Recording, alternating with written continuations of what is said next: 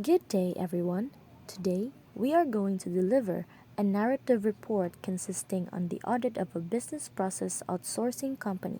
For our group, we chose to audit the company Teleperformance. To start with, let us talk about the nature and industry of teleperformance. By the way, my name is Georgia A. Sabarita.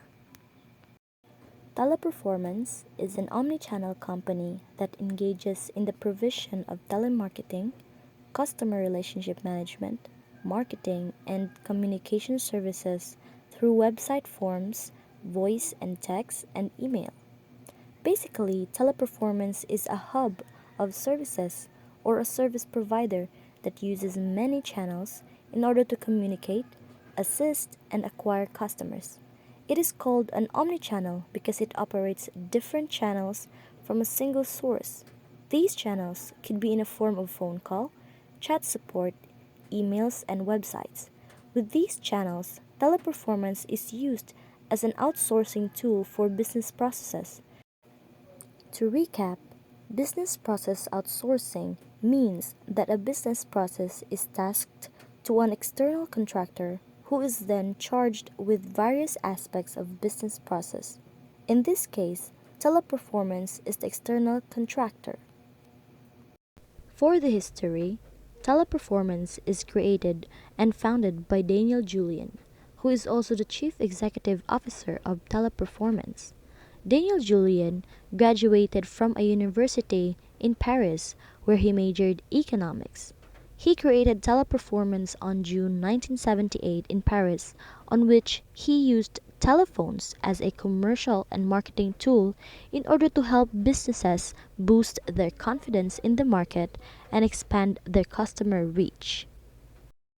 It all started only with 10 telephones in a small office in Paris, and it managed to grow until 1985 as the number one position on the French market and of the European market in 1995, which led the company to establish international subsidiaries in Belgium, Italy, Spain, Sweden, and the United Kingdom. Also, in 1989, Daniel Julien and Jacques Beribi joined forces at the head of Rocheforte Communication, which is the parent company of the Teleperformance, and made Teleperformance as SR Teleperformance. During 1990s and onwards, Teleperformance contact centers continues to expand all over the world in 88 countries with 170 markets, which included its expansion to the Philippines in 1996. Recently, it introduced cloud shoring in 2019, on which comprises a network of centralized hubs worldwide that enable teams to work virtually regardless of geography. Cloud shoring includes virtual human resource services such as talent acquisition training, career advancement opportunities, and employee engagement. On the operational side, its capacities include quality control, advanced data security, and client interaction. For its services, we have three main services of Teleperformance: digital solutions, technical support, and customer acquisition. First, we have digital solutions. These are solutions using technology that take advantage of these three core digital capabilities: ubiquitous data, unlimited connectivity, and massive processing power. Digital solutions include robotic process automation, chatbots, customer service software, or digital transformation. It is used to deliver an enhanced customer experience, especially in repetitive business processes of an organization, and contact center support with efficiency and reduce vulnerability to human error. One good example for digital solution is an integrated business service solution, such as an accounting software, wherein some of the agents of the teleperformance company are trained with a specific accounting software that help the engaged customers, such as processing their bills, credits, and other account engagement settings. Next, will be the technical support. Basically, technical support focuses on troubleshooting, consulting, and data analytics. However, these services can also be expanded in coverage for customer interaction and assistance. These services are rendered to customers availing to the softwares or services from companies who outsource some of their business processes from Teleperformance. Examples for these are telecommunication and internet services, on which customers' concerns are catered by service provider Teleperformance, such as providing the process on how to maneuver their accounts on their end. For the last service is the customer acquisition. Customer acquisition used to bring consumers down to the marketing funnel from brand awareness to purchase decision. Teleperformance customer acquisition strategy includes lead generation, outbound or inbound telesales, existing customer cross-sell, and customer retention and loyalty management. Some of us may be familiar with the sales account. In Teleperformance, sales accounts are handled by sales agents who convinces or attract customers through chats, phone calls, or emails to avail certain products from business clients of Teleperformance. One example for this is a magazine company enters a contract with Teleperformance to market its magazines to readers, generate sales, and create account to such avid readers of the magazines.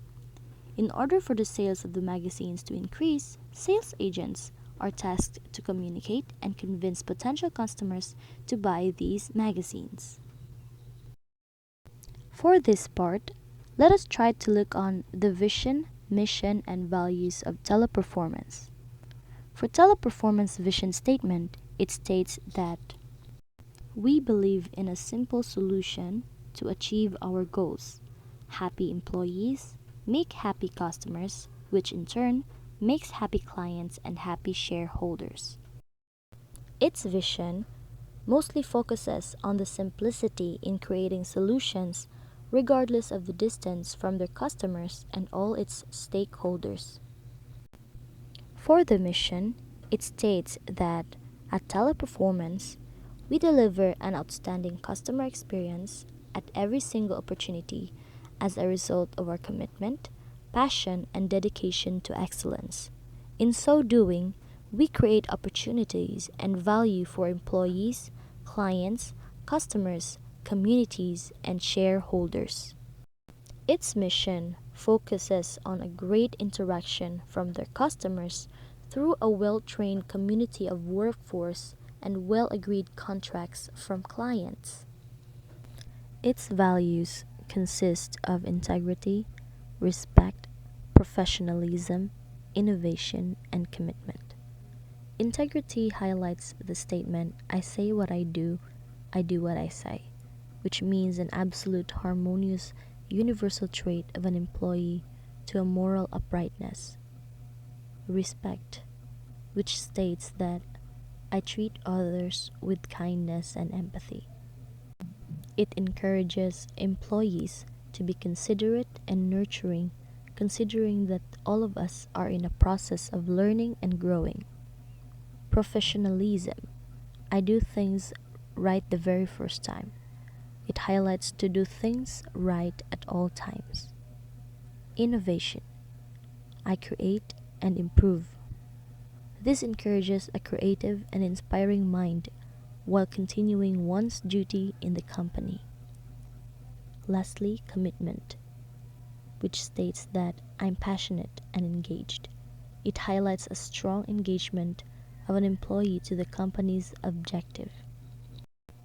In this part, we have 5 sections of related business risks, which are strategic risks, competition risk, operating risks, legal and regulatory risk, and financial risks. Strategic risks involve innovation and disruptive technology and international presence. For innovation and disruptive technology, we all know that Teleperformance operates in an environment subject to high-speed technological evolution. The company must respond to client demands through developing its customer relations solutions and other high value added specialized services. In international presence, the risk of this is the company's exposure to geopolitical risks and global health crises such as COVID-19. The company must introduce a series of emergency measures such as remote work and digital solutions to ensure continuity of its client business activities in accordance with the applicable security standards. For the competition risk, it includes the expansion and growing complexity of competitive environment which could force the company to reduce its prices, which could adversely impact revenues and earnings. Next is the operating risk, which covers human resource and employee safety and system failure and cybercrime risk.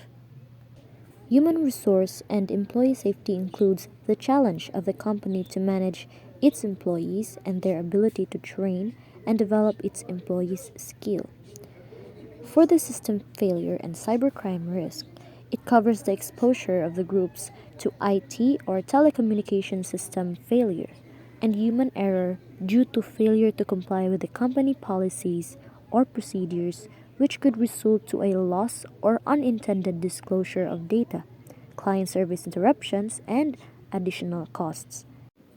The company has to set up a specific security structure that produce a policy of comprehensive and regular operational assessment for the clients in order to reduce risk. For legal and regulatory risk, it includes data privacy risk and litigation and employee disputes. For data privacy risk, Teleperformance acts as a collector and data processor of customers' personal data from its clients based on strict guidelines for each client. The group must meet not only statutory requirements and contractual commitments to clients, but also more than 300 data security compliance criteria.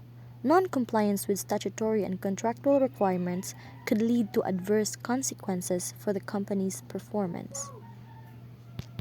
For litigation and employee disputes, failure to comply with applicable domestic legislation or regulations could expose the entity to legal action by employees, third parties, or an administrative or regulatory authority.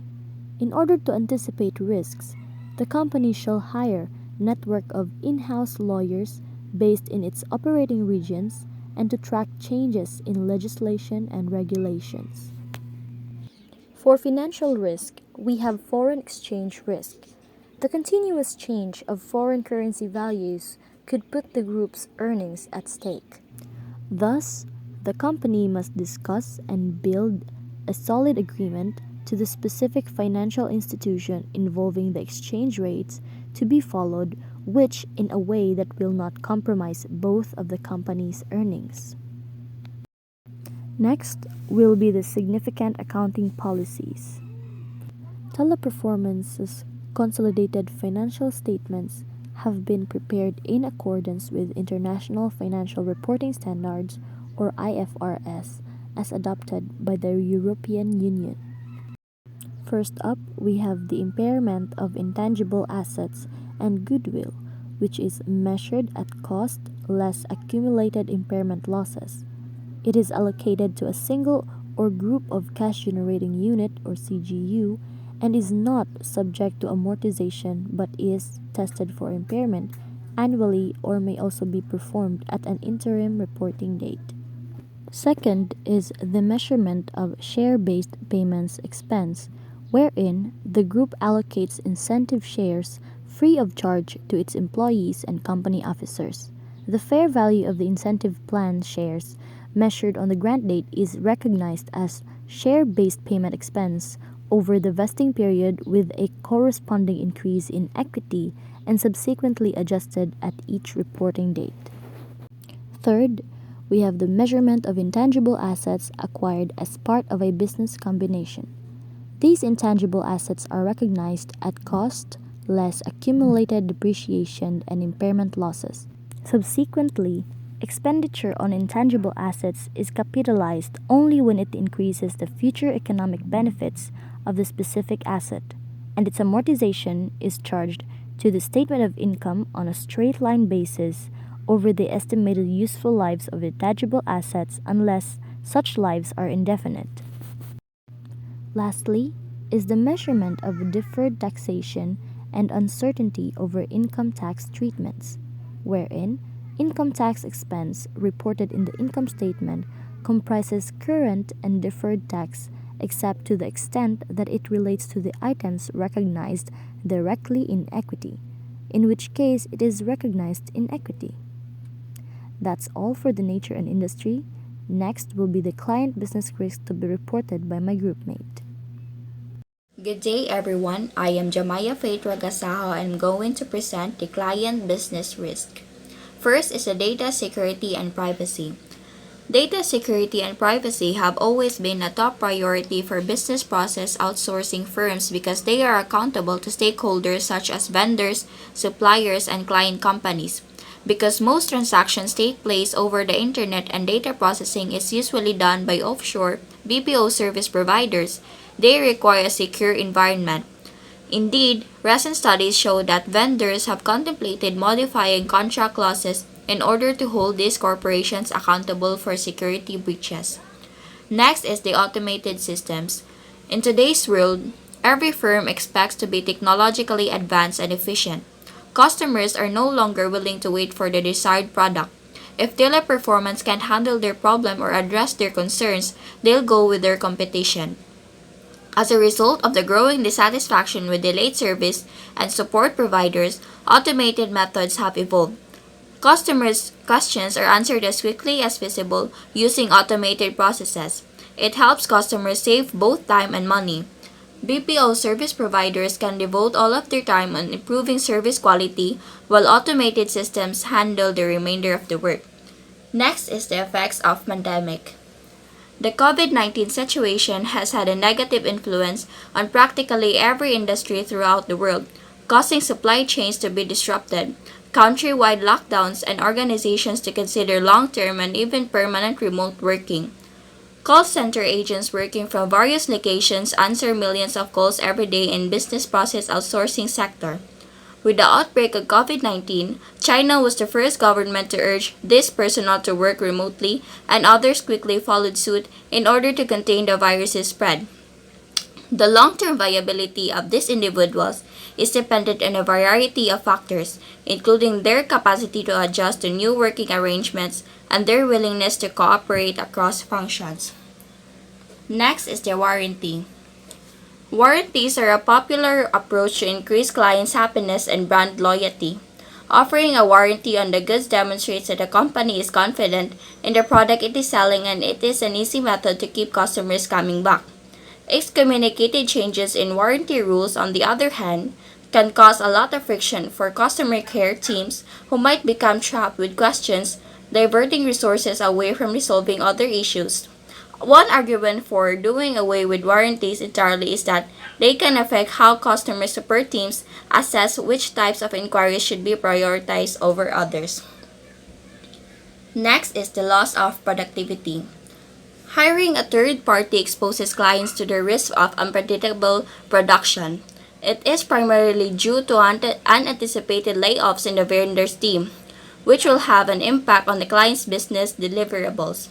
Furthermore, layoffs at the vendors may have a direct impact on the morale of other workers, resulting in a loss of productivity, peace of mind at work, and fear of losing the job. Extending work beyond deadlines will strain the project. Next is the hidden cost. The problem with any BPO provider for businesses is that they have hidden expenses. There is a good probability that as a service recipient may overlook the overall expenditures. Clients might notice a lot of surprising items on the vendor's invoice that they were not aware of before, and signing the deal without knowing about the anticipated fees could cost them in the long term, especially if they bought a yearly contract. Next is the data breaches. Data breaches are all over the news these days. It's no surprise that cybersecurity and customer data protection are at the top of every executive's priority list. Customer data will almost likely be put at risk if sensitive information is shared with outsources who lack effective security systems and regulations. The business will pay a hefty price in terms of both reputation and money. Next is the accessibility of system. Third-party staff such as IT help desk and software developers is given access to essential systems such as servers and network devices in data centers at several BPOs.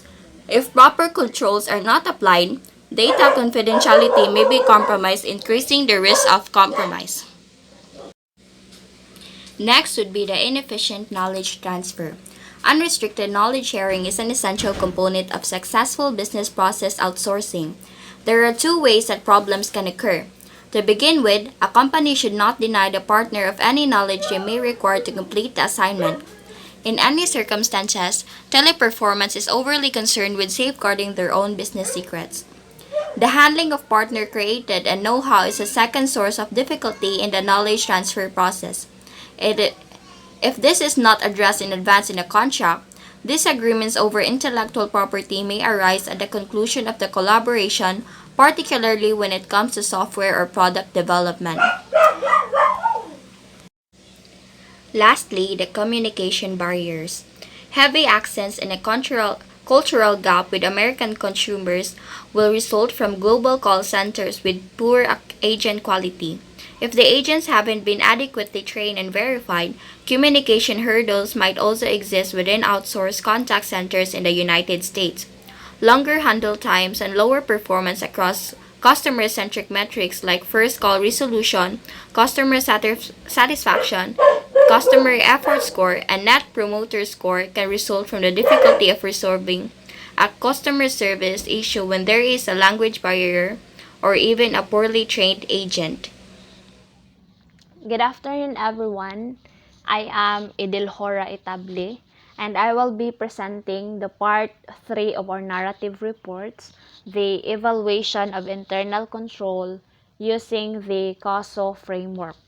COSO framework has 5 essential components, namely the control environment, risk assessment, control activities, information and communication, and monitoring. With regards to its internal control, the Teleperformance has defined and implemented a system that thereby aims to ensure compliance with laws and regulations, implementation of instructions and directions issued by management, and reliability of financial information. Teleperformance commitment is to maintain the effectiveness of its operation and the efficient use of its resources, which enable the company to manage any significant risk appropriately, to mainly prioritize customers and continually seeking for improvement. Under control environment, I have first is top management of Teleperformance.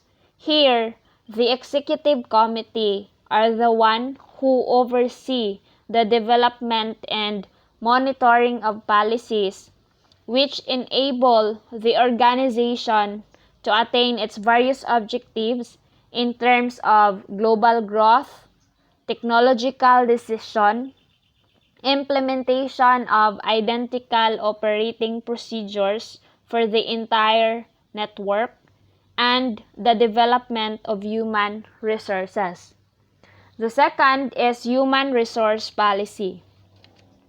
Teleperformance employees are defined by a constant quest for excellence in recruiting, building employee loyalty, developing and enhancing employee skills. Moreover, the company aims to enable everyone to perform their job well for the company to achieve its objective.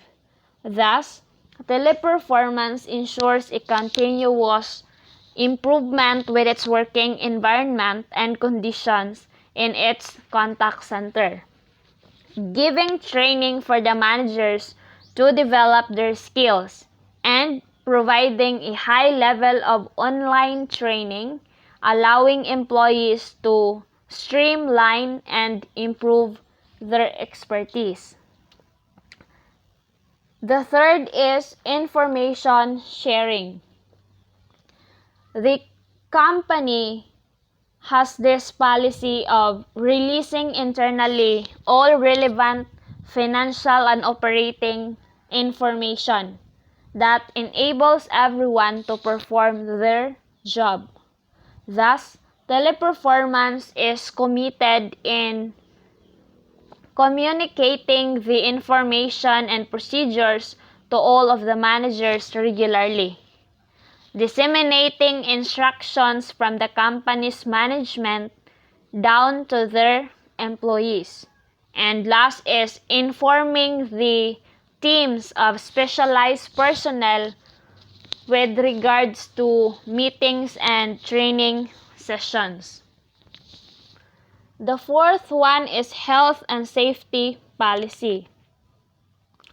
As the Teleperformance Group aspires to provide the highest standard of health and safety for its employees, contractors, and visitors, they committed to or in providing and maintaining safe and healthy working conditions and performing risk assessments to identify, prioritize, and address health and safety risks arising in the workplace and from the workplace activities as well.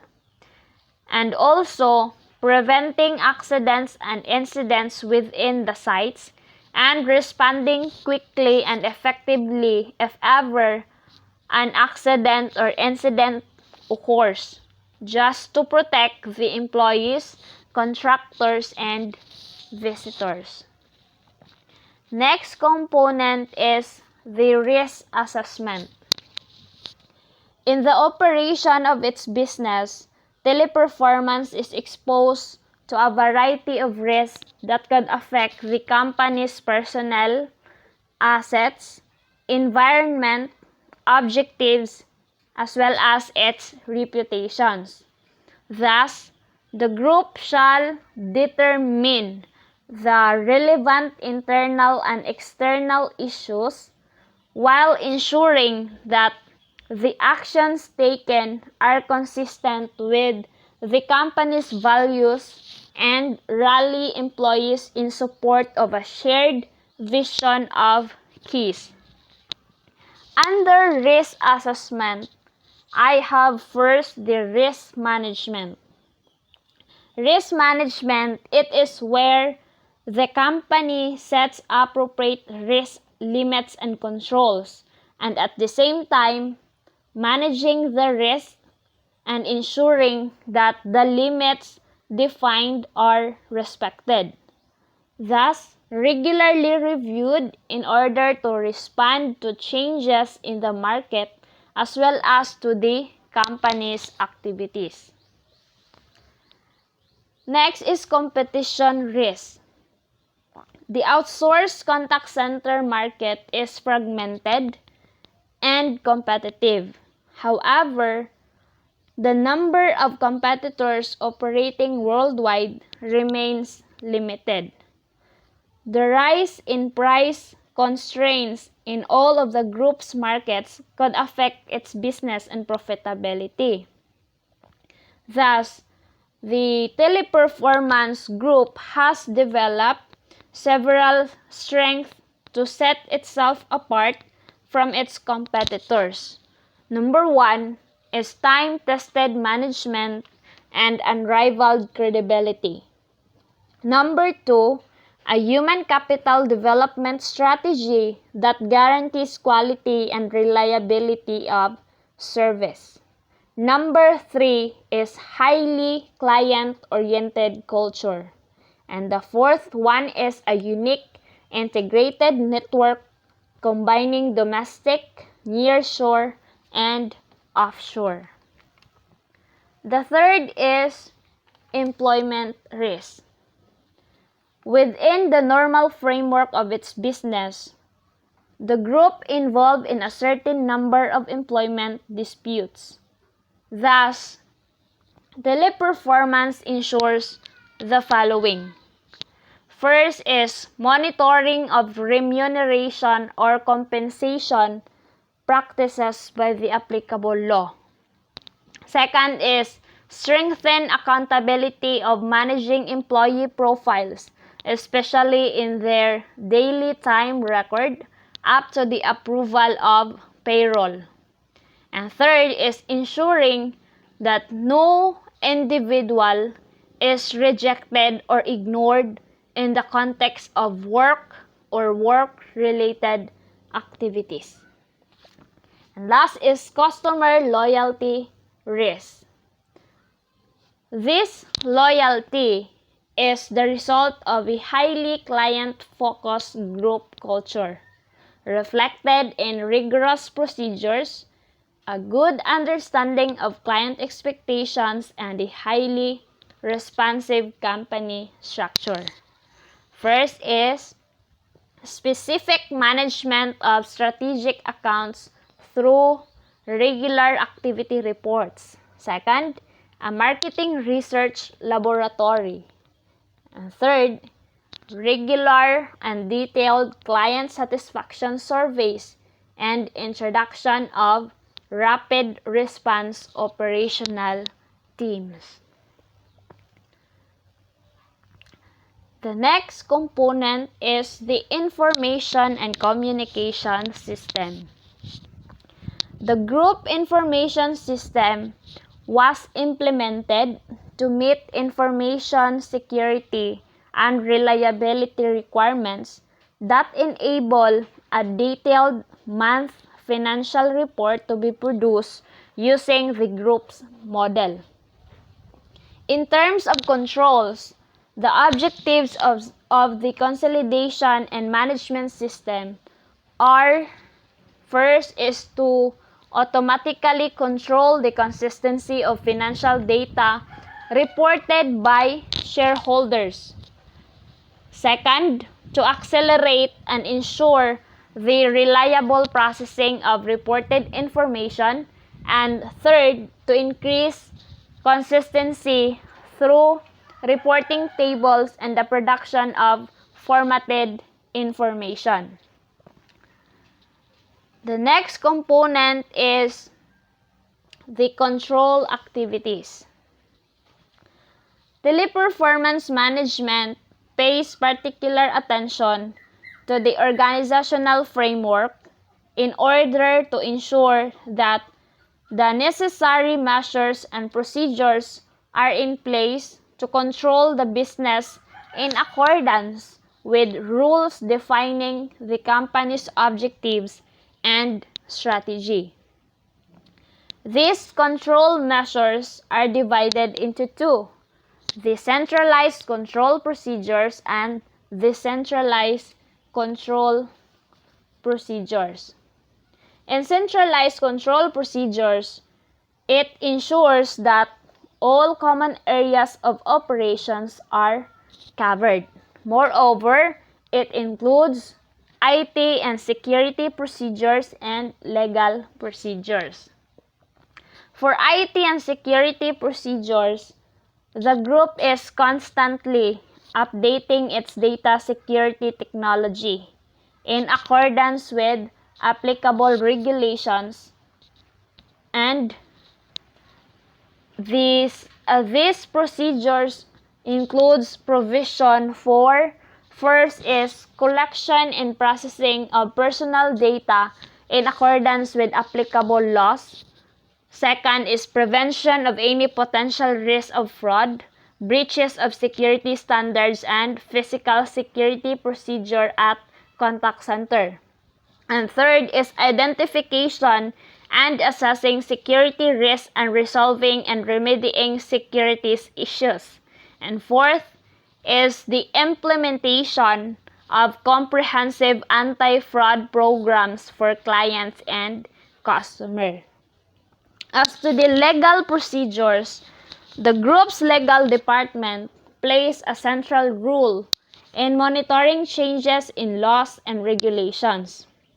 So, in the drive to reduce the legal risk in contracts, the group defined a series of best practices for first is drafting a certain provision that presents a particular risk, casting bid in response to requests for proposals, and review all global contracts with clients before being signed. As for the decentralized control procedures, the local internal control procedures, the management is responsible for their implementation to prevent risk and complying with local legislation. And the last component is monitoring activities. The top management regularly reviews within the scope of their day-to-day activities, ensuring that each organizational process is consistent with the group's vision and strategy. In reviewing, the management shall consider the following as necessary. First is to the extent implementation of the group's policies and objectives. Second, the effectiveness of actions taken to address risks and opportunities. Third is corrective actions or processes performance, monitoring and measurement result. And fourth is employee satisfaction. And fifth and sixth is the audit results and opportunities for improvement. Good day, everyone. I am Eljane Baklaan. And to continue, let us now move on to the next part, the substantive review of financial data. Teleperformance specializes in outsourced omnichannel customer experience management, also known as business process outsourcing or BPO. It provides services across customer experience, back office, and digital transformation. The company offers customer acquisition, customer care, technical support, debt collection, social media content moderation, HR services, market research, and other solutions. The same as other entities in other industries, further substantive procedures which purport to ensure the accountability, fairness, and transparency of the information provided by the management should be performed.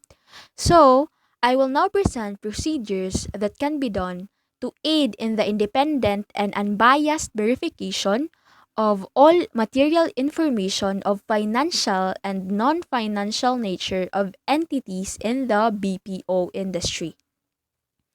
Firstly, for invoicing, the auditor should study client contracts carefully as BPO's billing methods are built into the contract with the client. Also, he or she should verify whether there is a proper level of authority designated by the management for signing of the contract on behalf of the entity, and verify as well whether proper level of authority approves the data billed to the client. There is also a need to examine if there are proper systems in place to ensure that there is unbiased pricing in the case of related parties, so as to ensure that the pricing is done at arm's length price. Also, the auditor needs to determine whether the entity maintains a billing matrix that is complete in all its aspects for all its clients, prepared and maintained by authorized persons, updated monthly to ensure proper billing, and approved by appropriate level of authority.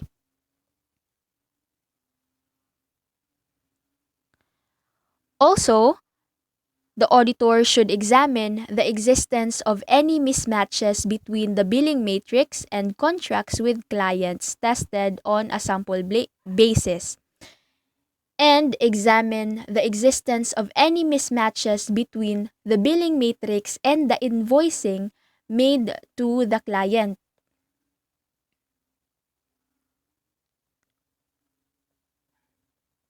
Next is that the auditor should also determine whether there have been significant fluctuations in billing during every invoicing period. Verify if all charges that are reimbursable to the client are captured on an efficient basis and approved by the appropriate level of authority before being billed to the client, and if the reimbursements billed to the client are raised separately as a debit note and not part of the invoicing. And lastly, examine whether in circumstances where billing cycle does not end during the last day of the month, procedures and processes for accounting for unbilled revenue for the month are adequate. Now, let us move on to payroll.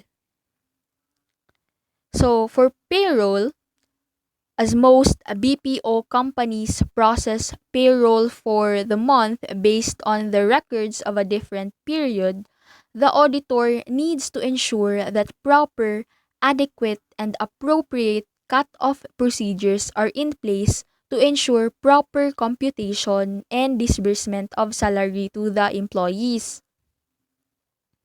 Also, review the computation of incentives, as it is a complex area in any entity operating in a BPO industry.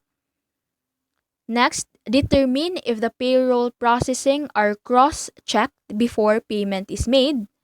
Carry out audit procedures to find out whether any fictitious employees are employed in the organization. So, these procedures performed could be in the form of inquiries and discussions with the management, verification of employee records, and verification of bank records for testing disbursements, among other procedures. Next is the examination of the granting of opportunity for employees to take ownership in the company. That can either be through issue of stocks, which nature could be of stock awards, employee stock option plan, or employee stock purchase plan. And determine if there is utilization of a timesheet, which is a method for recording the amount of workers' time spent on each job, and verify the entity's effectiveness in recording and the maintenance of the timesheet. And lastly, examine if the entity has sufficient controls and records for cases where disbursements are made to employees working from home. Next, let us move on to operating costs. So, in this aspect, the auditor needs to verify the significant operating costs in the BPO company, which may include the following. First is lease expenses. Next is communication expenses, followed by recruitment and training expenses, subcontracting expenses, and lastly, logistics. So for operating costs, the auditor should also perform various procedures such as cross-checking logistic records with attendance registers, verification of in-time and out-time records with logistic records, cost per employee traveled, among others. Also, verify the procedures and controls for capturing of specific expenses with regard to its sufficiency, appropriateness, and efficiency. The auditor should also ensure that common expenses are allocated across these undertakings on a justifiable basis. The auditor may also perform additional analytical procedures over a period of time and compare them for ascertaining any inconsistency, such as the following. First is total fixed cost, which significant increases in the total fixed cost signals expansion activity, and in such cases, the auditor needs to verify the sufficiency of controls with respect to the growing entity. Also, operating cost to revenue undertaking wise should also be um, tested or compared to. Next is variable cost per man hour per undertaking and penalty cost to total cost. So in this case, the auditor can estimate the significance of penalty cost in relation to the total cost, and any penalty or non-compliance must be viewed seriously by the auditor. Next is for fixed assets. So here, the auditor should perform analytical procedures over a period of time and compare them for ascertaining any inconsistencies, such as the following. First is total laptops and desktops to on-field employees. Next is total electronic private automatic branch exchange system to number of on-field employees and the asset utilization ratio. Next, the auditor should examine if the entity separately identifies assets owned by it and assets received from the client. For in the case of BPO in general, the fixed assets such as servers, computers, laptops, and EPABs, among others, may be that of the entities or provided to it by its client. This is so to prevent theft of confidential information of the client, which may be subject to intellectual property rights. So it might also include software provided by the client on which the entity might be working or owned by the entity itself. Nextly, the auditor should also verify whether in cases that there are laptops issued to employees, the Information System Division has sufficient control over the laptops and determine whether these laptops are verified on a frequent basis. Next, examine if the entity has sufficient protection for its servers from both internal and external damage. And lastly, verify the existence of sufficient controls and processes that ensure capitalization of assets on the appropriate date. Next is for related party transactions. First, the auditor should examine if there are controls in place to identify all transactions with related parties. Second, determine if the entity has raised debit notes or invoices appropriately and consistently over time. Next, examine if the entity has proper methods of identifying related parties and associated enterprise with relation to provisions of the taxation laws. Examine if there are sufficient controls to ensure fair allocation of cost between associated enterprise and non-associated enterprise. And verify the existence of sufficient controls within the organization to ensure that all transactions with related parties are identifiable and monitored. So these transactions could be in the nature of the service provided by the entity to its holding company, or in the nature of other transactions not related to operations that are transacted on a routine basis, like deputation of manpower, payment of dividends, reimbursing costs incurred on behalf of the holding company, etc. And lastly, verify the transfer pricing implications faced by the entity with regards to controls and processes in the entity to ensure proper estimation of arm's length price. Next is for data security. In this aspect, the auditor should monitor threats to data security, which include natural calamity, theft of data, system crash, computer fraud, system bugs, power failure, accidental deletion or modification, hacking, telecommunication failure, virus problem, and unknown risks.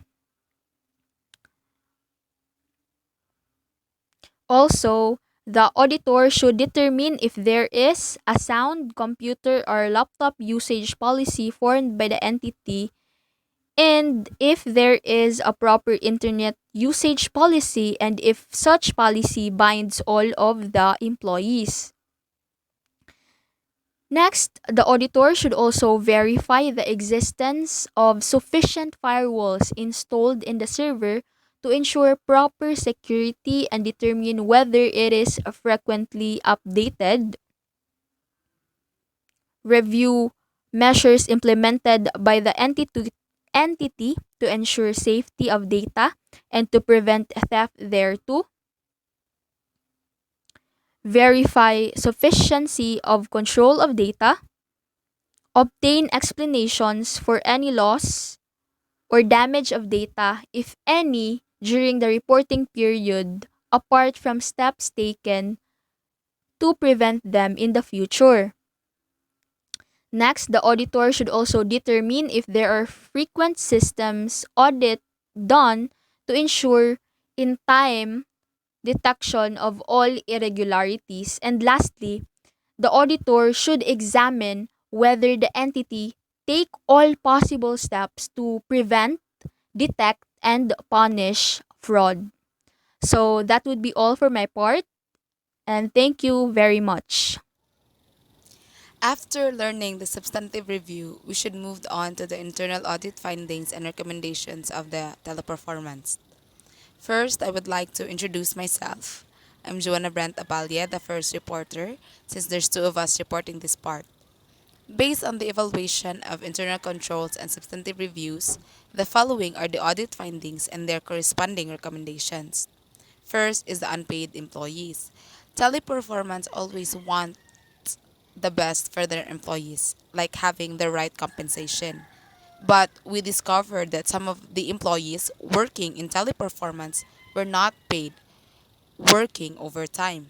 So we recommend to the company to keep meticulous records of all employees' work hours, to comply with their legal obligation to pay overtime, and establish a clear and concise procedure for employees to record and claim overtime compensation. Next is the health and safety amidst of pandemic. So teleperformance always look after the safety of their employees since they are very important in the BPO company for them to operate.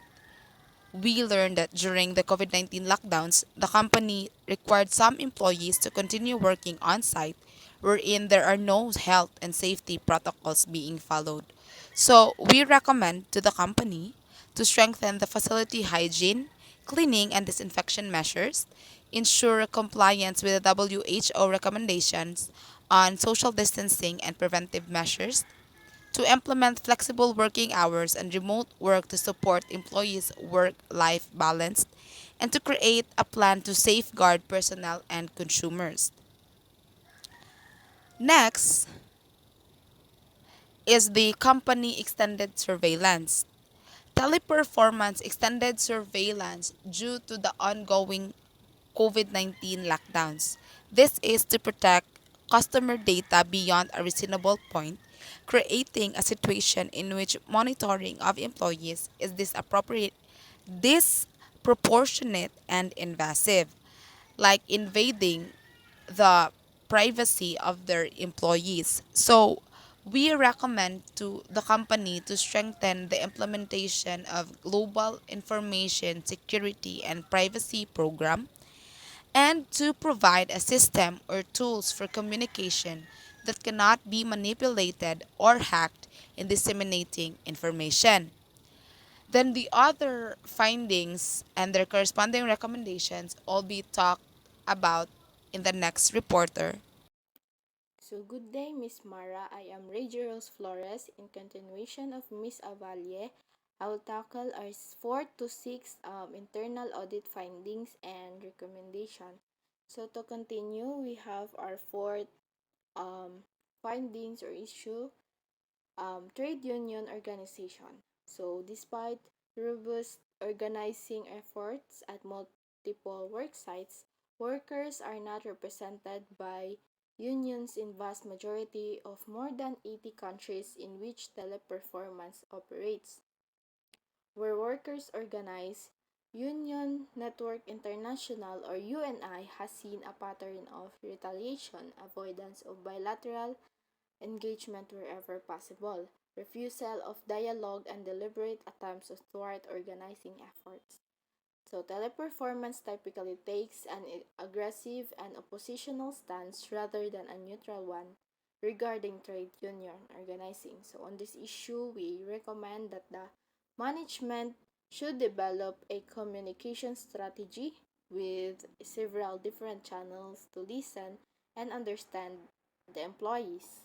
And second recommendation, implement management should implement an open door policy at all sites in order for the employees or the representatives can easily share their concerns for speed of resolution. It can help solving problems between supervisors and their team members and also addressing issues or challenges proactively before they become larger problem areas. And it can also encourage healthy and constructive discussion. And for the fifth issue or findings, internal audit findings, we have discrimination in the workplace. So, avoidance of freedom of association at Teleperformance. According to Teleperformance, workers and management engage in social conversation at all levels of the business and that all employees have the right to collective bargaining without intervention, reprisal, or discrimination. So on this issue, we recommend management to develop a written policy that defines procedures and rules because establishing clear procedures and guidelines also help managers and employees to understand acceptable workplace because and also policy is easier to reference than a statute that an employee may not be aware of. And for the second recommendation, the management should educate all workers about discrimination. Supervisors and managers should receive specialized training as they are the first line of defense against workplace discrimination. And the third recommendation, the management should reduce bias in hiring process. Employers should use a standardized interview procedure that asks the same set of questions to all candidates, giving a work sample exam to evaluate candidates on their work rather than their looks, gender, age, or even personal. And for the sixth and last is that barriers among employees. Teleperformance strives continually to identify and break down any barriers that could prevent its employees from feeling fully included and engaged. So we recommend that the management should provide positive and supportive working environment because it can help in eliminating stress and negativity leads to a boost in the productivity of employees. When employees are happy and motivated, they invest all their energy to ensure the best result. And for the second recommendation, the management should ensure that employees respect and fair to one another. because it can increase employee engagement, improves knowledge sharing, and also can reduce stress. It must help to improve the company's bottom line. When there is respect in the workplace, the work environment becomes an enjoyable place to be rather than a burden. And for the third and last recommendation is that the management should promote multiculturalism at all levels because a culturally diverse workplace empowers people to develop their talents and skills. A range of ideas and expertise enables those to learn from a more diverse collection of colleagues. It can also boost problem solving capabilities and increase happiness and productivity. So that would be all for our part 5, which is internal audit findings and recommendation. Thank you. Good day, everyone. I am Kane Taharas, and to continue, we have the Part 6 External Audit Report. I, along with Roxanne Carata, will be discussing about the Independent Auditor's Report of Teleperformance. The first section of Auditor's Report is about the Auditor's Opinion. We have audited the consolidated financial statement of Teleperformance, and in our opinion, because of the significance of the matter discussed in the Pieces for Adverse Opinion paragraph, the consolidated financial statements do not present fairly, in all material respects, the financial position of the Teleperformance as at December 31, 2021, and its financial performance, changes in net assets or equity, cash flows, comparison of budget and actual amounts for the year then ended, and notes to the financial statements in accordance with the International Public Sector Accounting Standards. Good day, everyone. My name is Roxanne Caratao, and after the auditor's opinion, I will now discuss the next part of the audit report, which is the basis of opinion. So, our report came to a conclusion of an adverse opinion because of the following reasons. First, the total asset of the company as at December 31, 2021 is overstated by 101.5 million euros. It is because the overstatement is a result of the management's failure to consolidate the financial statements of Health Advocate, in which it had acquired 80% interest on October 27, 2021, at an acquisition price of 690 million euros. As per management, they have not consolidated the financial statements of Health Advocate for a reason that the company has not yet been able to ascertain the fair values of the subsidiary's material assets and liabilities at the acquisition date. Therefore, this investment had been accounted for by the company on a cost basis. As a result, the total asset of the company was overstated by 101.5 million euros. Second, the correctness of the salaries expense consolidated account balance of 3.846 billion euros could not be ascertained for a reason that based on the audit findings, during 2021, the company was not able to pay their employees for the month of November in the following countries: the Colombia, El Salvador, Poland, Portugal, Romania, Spain, and Philippines. The non-payment resulted in an understatement of the salaries expense account and an overstatement of the company's net profit for the year then ended by 11.1 million euros. This is again Kane Taharas, and the next section of the audit report is about the responsibilities of management and those charged with governance for the financial statements. Management is responsible for the preparation and fair presentation of the financial statements in accordance with the International Public Sector Accounting Standards, and for such internal control as management determines is necessary to enable the preparation of financial statements that are free from material misstatements, whether due to fraud or error. In preparing the financial statements, management is responsible for assessing Teleperformance's ability to continue as a going concern, disclosing matters related to going concern, and using the going concern basis of accounting unless management either intends to liquidate Teleperformance or to cease operations, or has no realistic alternative but to do so. And those charged with governance are also responsible for overseeing Teleperformance's financial reporting process. The last part of the audit report is the section that tackles about the auditor's responsibilities for the audit of financial statements. Our responsibility is to express an opinion on these financial statements based on our audits. We conducted our audits in accordance with the Philippine Public Sector Standards on Auditing. Those standards require that we comply with ethical requirements and plan and perform the audit to obtain the reasonable assurance about whether the financial statements are free from material misstatement.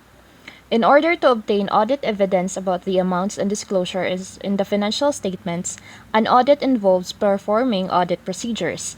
The procedures selected depend on the auditor's judgment, including the assessment of the risk of material misstatement of the financial statements, whether due to fraud or error. In making those risk assessments, the auditor considers internal control relevant to the entity's preparation and fair presentation of the financial statements in order to design audit procedures that are appropriate in the circumstances, but not for the purpose of expressing an opinion on the effectiveness of the entity's internal control. Additionally, an audit also includes evaluating the appropriateness of accounting principles used and the reasonableness of accounting estimates made by the management, as well as evaluating the overall presentation of the financial statements. Thus, we believe that the audit evidence we have obtained is sufficient and appropriate to provide a basis for our adverse audit opinion. That would be all for our group's presentation. Thank you all for listening and have a great day ahead.